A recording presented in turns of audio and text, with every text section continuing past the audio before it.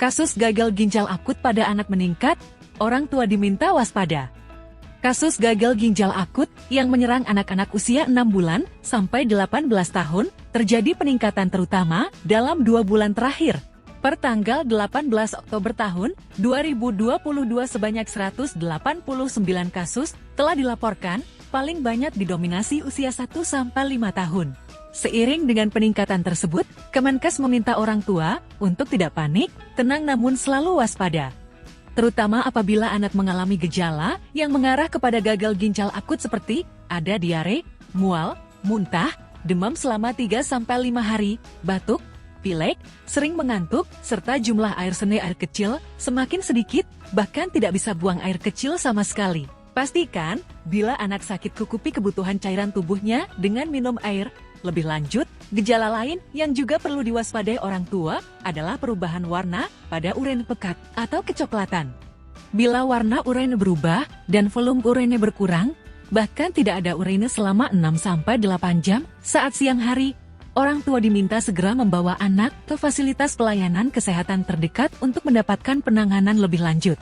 Sampai saat ini, kasus gagal ginjal akut pada anak belum diketahui secara pasti penyebabnya. Untuk itu pemerintah bersama Ikatan Dokter Anak Indonesia (IDI) dan tim Dr. RS Cipto Mangunkusumo (RSCM) membentuk satu tim yang bertugas untuk mengamati dan menyelidiki kasus gangguan ginjal akut pada anak.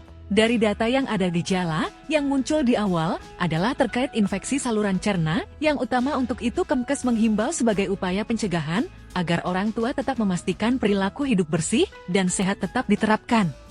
Pastikan cuci tangan tetap diterapkan, makan makanan yang bergizi seimbang, tidak jajan sembarangan, minum air matang, dan pastikan imunisasi anak rutin dan lanjuti dilengkapi.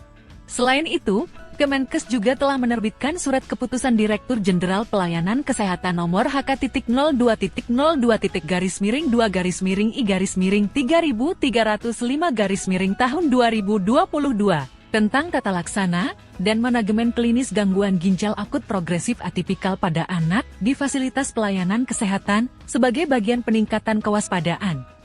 Surat keputusan ini memuat serangkaian kegiatan yang dilakukan oleh tenaga medis dan tenaga kesehatan lain dalam melakukan penanganan terhadap pasien gagal ginjal akut sesuai dengan indikasi medis. Hotline Virus Corona 19X9. Berita ini disiarkan oleh Biro Komunikasi dan Pelayanan Masyarakat, Kementerian Kesehatan RI. Untuk informasi lebih lanjut dapat menghubungi nomor hotline Halo Kemenkes melalui nomor hotline 1500567, SMS 081281562620, fax 0215223002, 529216669, dan alamat email kontak@kemkes.go.id/mf.